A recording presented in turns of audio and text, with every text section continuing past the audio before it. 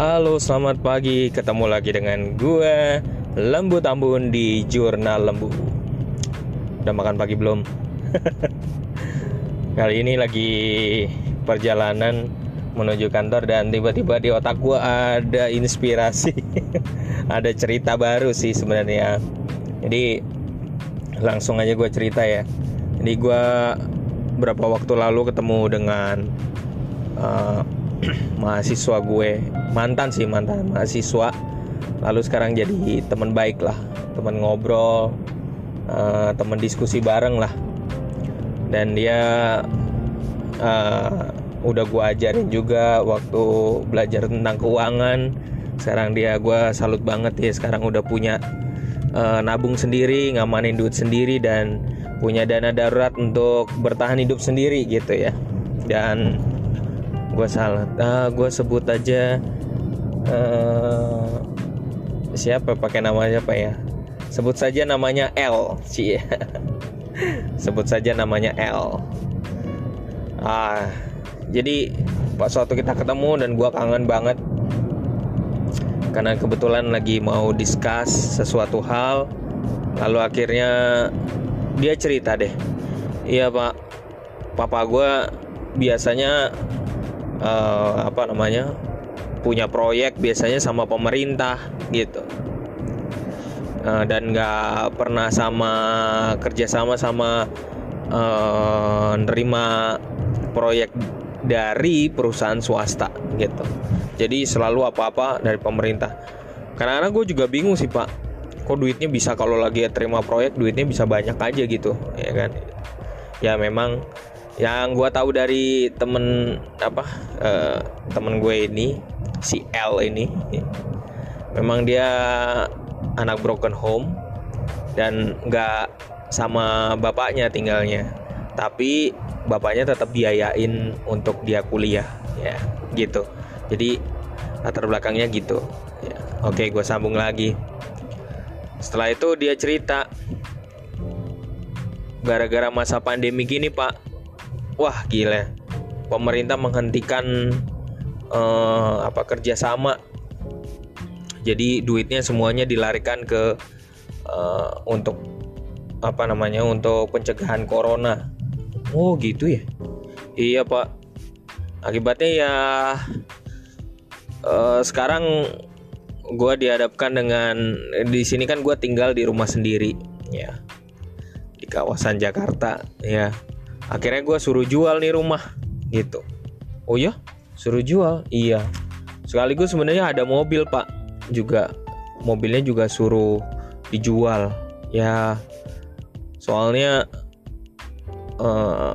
papa gue tanggung jawab banget sih kalau untuk biayain kuliah kan, jadi harus tuntasin. Wah gila bro, lu harus semangat banget nih, situasi kayak gini kan gak mudah juga gitu ya. Wah, gue aja bisa ngerasain rasa beratnya kayak gitu ya, tiba-tiba orang tua harus berjuang seperti itu dan dia juga berjuang. Iya pak, tapi gue dalam situasi seperti ini gue sih masih tetap semangat pak. Iya. Terus gimana dengan ayah lo itu? Ya sayangnya itu pak, sangat disesalkan banget, dia gak pernah bikin dana darurat. Walaupun kadang-kadang kalau misalnya terima project tadi pak yang gue bilang dari pemerintah, itu duitnya banyak banget pak gitu, sampai gue bisa dibeliin ini itu gitu. Oh gitu ya. Iya pak, tapi sayangnya dia nggak memprediksi untuk memiliki dana darurat sendiri gitu. Wah, ternyata bener ya, dana darurat. Kesimpulan sementara nih hari ini, dana darurat tuh penting banget ya untuk dipunya gitu. Iya. Lalu lo gimana bro jadinya? Ya sekarang harus berjuang lah pak, cari job-job, cari belajar ilmu baru biar bisa cari pemasukan pak gitu. Jadi mau jadi reseller juga pak, atau nggak dropshipper lah pak gitu. Si L bilang gitu. Wah gila, lo berjuang banget, harus berjuang ya. Ya nanti sekalian ajarin gue juga lah, gue bilang.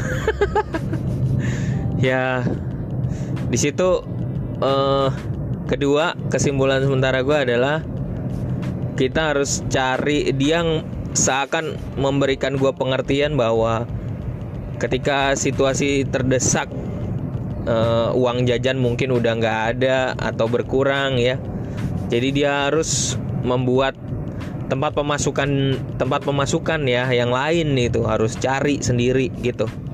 Tapi gue salut sih sama L ini sih. Dia dalam situasi ini dia sharing, tapi wajahnya tetap menampakkan semangat yang luar biasa gitu.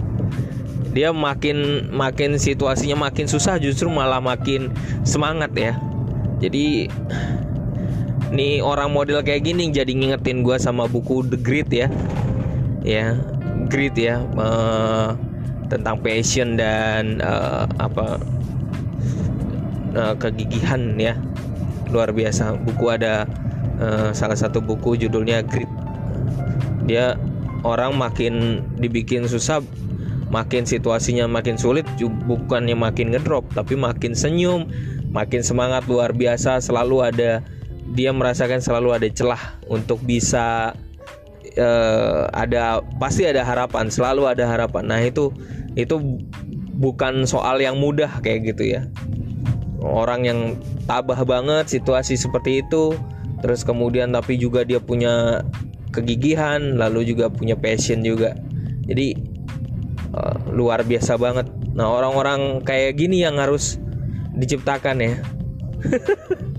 Tapi kesimpulan gue untuk menutup podcast gue hari ini ialah, satu, ternyata dana darurat tuh penting ya. Di masa tua itu penting banget, apalagi situasi yang kayak begini. Wow, situasi siapa sih yang nyangka ada virus corona kayak gini, dan bisa aja terjadi pada gua, pada lu, pada semua orang akan mengalami yang namanya mungkin dari kantor tiba-tiba kita di PHK, oke?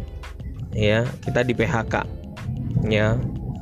Terus atau juga mungkin kalau perusahaannya nggak sehat, kita di PHK tapi nggak dikasih pesangon juga. Waduh, mantap. Ya. Ini yang luar biasa banget ya. Ketahuan banget ya, ada juga perusahaan-perusahaan kayak gini nih. Ya. Ya. Tapi masalahnya bukan soal perusahaannya.